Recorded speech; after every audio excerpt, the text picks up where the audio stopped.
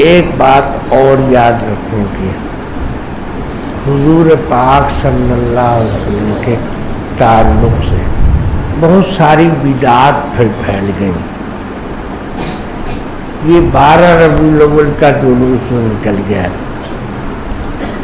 12 ربیع الاول کا جلوس یہ سراسر بدعت اور ناجائز، ہمارے ہی نزدیک نہیں، یہاں تک کہ احمد رضا خان صاحب نے بھی کبھی نہیں نکالا اپنی زندگی میں جلوس۔ ان کے نزدیک 12 ربیع الاول کی پیدائش یہ تحقیقی بات نہیں ہے۔ وہ کہتے ہیں کہ علامہ قسطلانی کی تحقیق صحیح ہے کہ 9 ربیع الاول کو حضور پیدا ہوئے۔ السلام علیکم ورحمۃ اللہ وبرکاتہ۔ محترم ناظرین، کیسے ہیں؟ امید کرتا ہوں آپ لوگ خیریت سے ہوں گے۔ اللہ پاک آپ لوگوں کو خوش رکھے، آباد رکھے، چمکتا ہوا دمکتا ہوا رکھے۔ ناظرین، آئیے علامہ طاہر حسین گیاوی کے بارے میں آج پھر ایک ویڈیو لے کر آیا ہوں۔ علامہ 12 ربیع الاول کے جلوس کے بارے میں کیا فرماتے ہیں، قرآن و حدیث کے روشنی میں، اجماع امت کی روشنی میں، علماء کی روشنی میں، علماء کے جو بیانات ہیں ان کی روشنی میں کیا فرماتے ہیں، آپ سماعت فرمائیے۔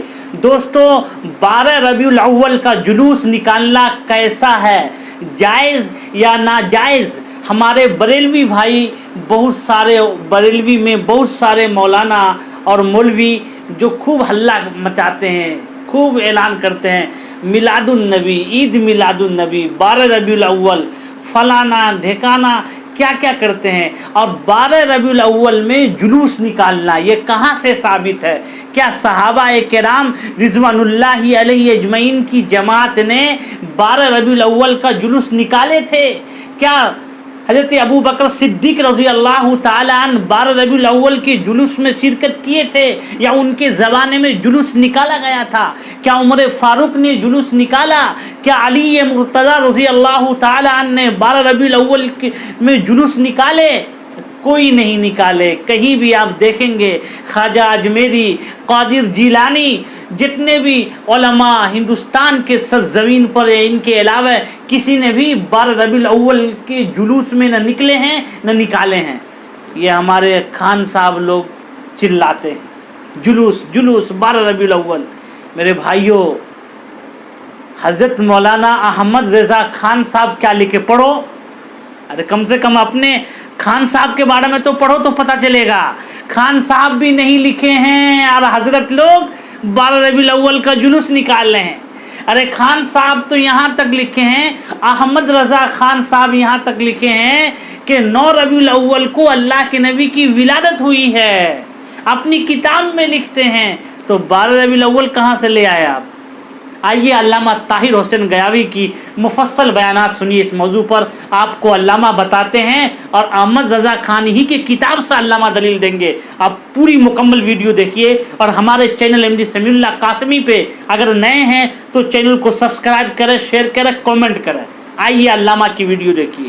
میرے دوستوں اور بزرگوں، ایک بات اور یاد رکھنے کی، حضور پاک صلی اللہ علیہ وسلم کے تعلق سے بہت ساری بدعات پھر پھیل گئیں۔ یہ 12 ربیع الاول کا جلوس نکل گیا، 12 ربیع الاول کا جلوس یہ سراسر بدعت اور ناجائز، ہمارے ہی نزدیک نہیں، یہاں تک کہ احمد رضا خان صاحب نے بھی کبھی نہیں نکالا اپنی زندگی میں جلوس۔ ان کے نزدیک 12 ربیع الاول کی پیدائش یہ تحقیقی بات نہیں ہے۔ وہ کہتے ہیں کہ علامہ قسطلانی کی تحقیق صحیح ہے کہ 9 ربیع الاول کو حضور پیدا ہوئے، اور یہ لوگ 12 ربیع الاول بتاتے ہیں۔ 12 ربیع الاول یہ مشہور ہے، یہ محقق نہیں ہے۔ رحمت للعالمین سیرت کی ایک کتاب ہے، بہت مستند کتاب ہے، اور سیرت المصطفیٰ مولانا ادریس کاندھلوی کی وہ بھی بہت مستند کتاب ہے۔ ان دونوں کتاب میں 9 ربیع الاول کو محقق قرار دیا گیا ہے، اور احمد رضا خان صاحب نے اپنی کتاب نطق الہلال اس کتاب کا نام ہے۔ اس کتاب کا نام کیا ہے؟ نطق الہلال۔ اس میں بھی لکھا ہے کہ محقق یہی ہے، تحقیق یہی ہے کہ 9 ربیع الاول کو حضور کی پیدائش۔ لیکن آج کس کو سمجھے گا؟ بریلوی لوگ 12 کی تاریخ وفات ہے اور اس کو 12 وفات کا مہینہ ہی کہتے ہیں۔ 12 ربیع اول کو ان لوگوں نے بنا دیا جلوس نکالو، حالانکہ یہ جلوس غلط ہے۔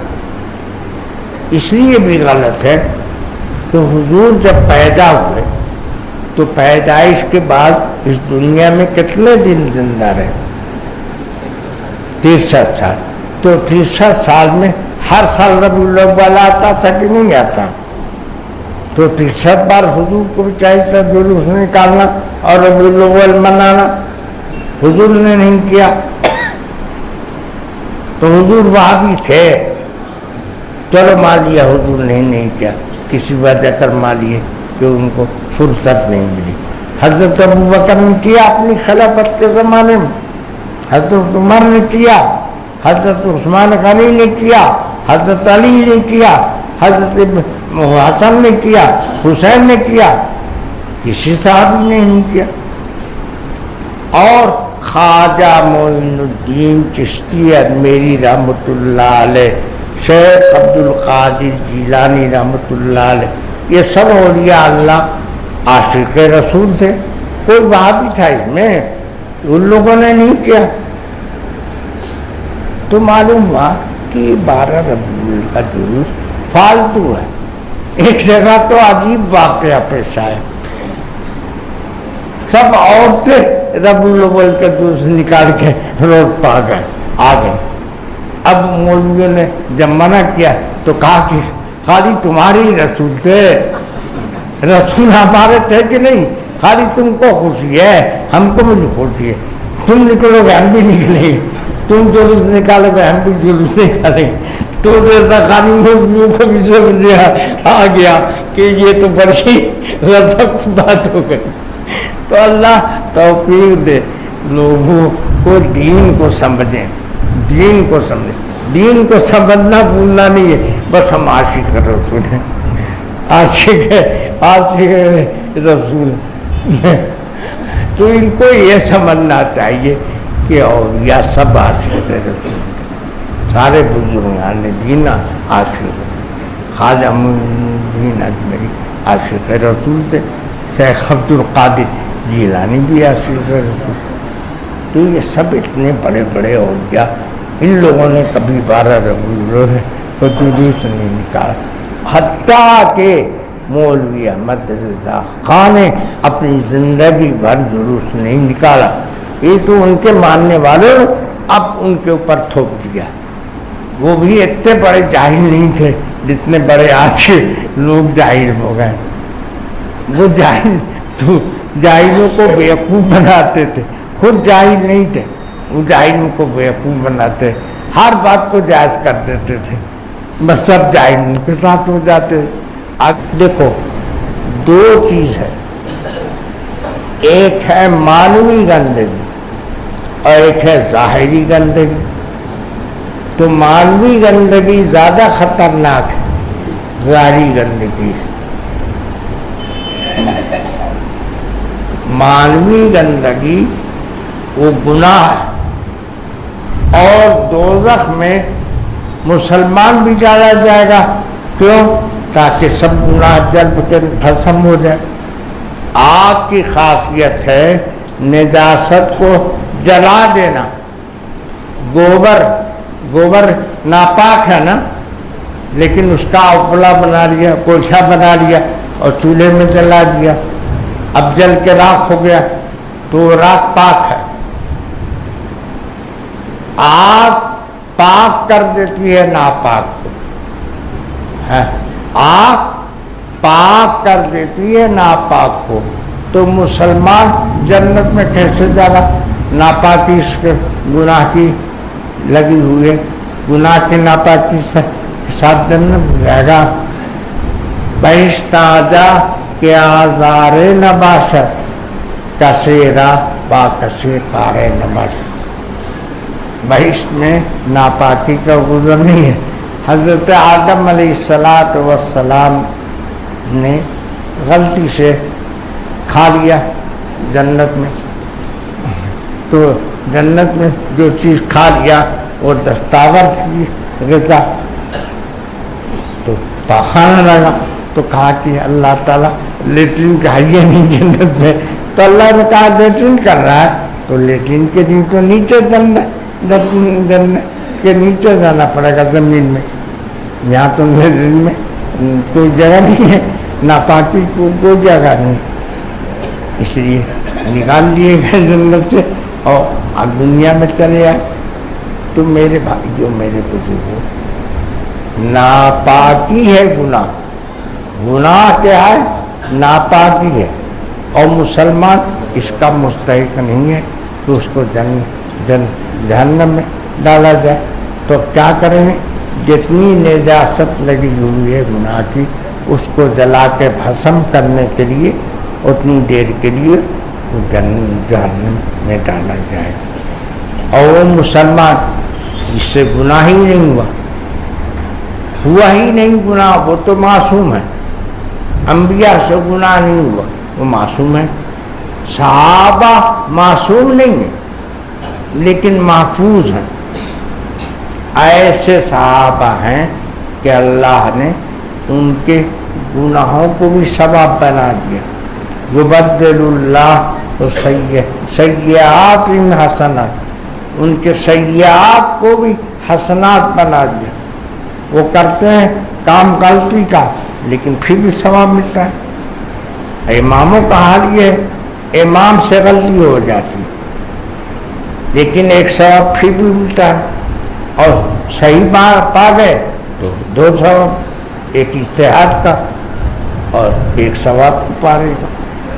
تو میرے بھائیوں، میرے بزرگوں، آپ نے اگر دین کو صحیح سمجھا اور اس کے مطابق عمل کیا تب تو دوہرے اجر کے مستحق.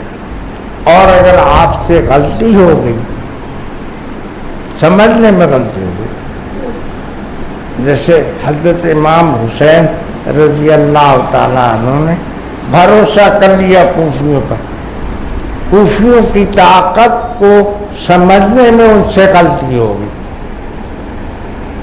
آج کل کہا جاتا ہے الکوفی لا یوفی، کوفی وفادار نہیں ہوتا ہے. تو سمجھنے میں ان کو غلطی ہو گئی. انہوں نے کوفیوں کی طاقت کو سمجھا کہ یزید کی خلافت کو ہم الٹ دیں گے، تو ان کے کہنے پہ چلے گئے عراق، اور پھر ان لوگوں نے ساتھ نہیں دیا طاقت کے سمجھنے میں، اور ان کی وفاداری کو سمجھنے میں غلطی ہو گئی. یہ اجتہادی غلطی اس کو کہتے ہیں، یہ معاف ہے. اس لیے اماموں کی غلطی بھی معاف ہے. بہت سے امام مسائل میں غلطی کر جاتے ہیں. خود امام ابو حنیفہ رحمۃ اللہ علیہ کو ہم لوگ امام مانتے ہیں، نبی تھوڑے مانتے ہیں. امام کا مطلب ہوا کہ زیادہ تو انہوں نے صحیح سمجھا لیکن کبھی غلطی بھی ہو جاتی ہے. غلطی ہو جاتی تھی.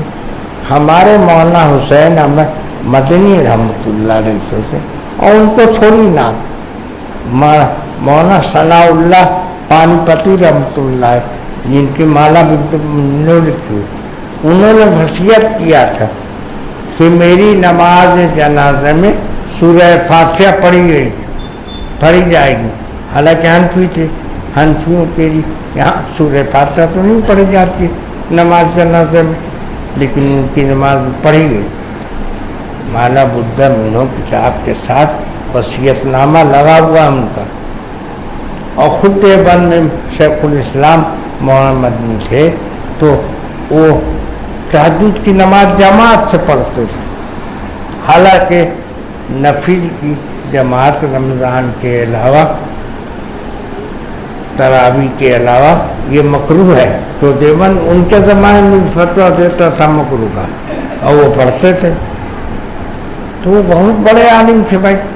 کسی جزئی مسئلے میں عالم کی تحقیق کو حق پہنچتا ہے اگر وہ دلائل کو سمجھتا ہے تو دوسری مسئلے میں اختلاف کر سکتا ہے اپنے امام سے، اس سے وہ غیر حنفی نہیں ہو جاتا. اس لیے غیر حنفی نہیں ہوتا ہے کہ فرض کر لو 1,00,000 مسائل، 1,00,000 مسئلے میں ایک جگہ غلطی ہو گئی تو ایک غلطی 1,00,000 میں کہاں مانی جائے گی؟ اس کا کوئی ویلیو نہیں. اس لیے وہ امام کے اجتہاد سے باہر نہیں ہوتا ہے، حنفی کہلائے گا. شیخ الاسلام کے خلفاء آج بھی بہت سی جگہ تہجد کی نماز جماعت سے پڑھتے ہیں، حالانکہ حنفیوں کا مسئلہ یہ ہے اور دارالعلوم دیوبند کا بھی فتویٰ یہ ہے کہ تداعی کے ساتھ یعنی 4 مقتدی ہو جائے تو نماز مکروہ ہو جائے گی. تو بہرحال میرے دوستوں کو عرض کرنے کا منشا یہ تھا کہ ایسے لاکھوں مسائل میں سے ایک آدھ مسئلے میں اگر کوئی عالم اختلاف کر دیتا ہے اپنی امام کے رائے کے علاوہ رائے قائم کر لیتا ہے تو وہ خروج مسلک نہیں کہلائے گا، اس کو غیر حنفی نہیں کہیں گے. غیر مقلد لوگ ایسے بہت سارے مسائل کو جمع کر کے ثبوت میں پیش کرتے ہیں کہ حنفی تو ایسا کیوں کیا. ارے وہ شاذ نادر مسائل اس سے حنفیت سے نکل جائیں گے تھوڑے، وہ حنفی کے حنفی رہیں گے. قاضی ثناء اللہ پانی پت اور شیخ الاسلام مولانا حسین احمد مدنی یہ دونوں حنفی رہے اور ہمیشہ حنفیت پر فتویٰ دیا اور اسی کے مطابق عمل کیا. ایسے شاذ نادر ایک آدھ مسئلے میں اختلاف کیا تو اللہ پاک آپ کو صحیح توفیق عطا فرمائے اور اہل سنت والجماعت کے عقیدے پر قائم رکھے اور حنفی مسلک پر قائم رکھے. اللہ خاتمہ بھی سب کا ایمان پر کرے اور ہم آپ کی دعا پر بھروسہ کرتے ہیں. آپ ہمارے لیے بھی دعا کریں کہ اللہ پاک صحت عطا فرمائے اور خاتمہ ایمان پر نصیب فرمائے. وآخر دعوانا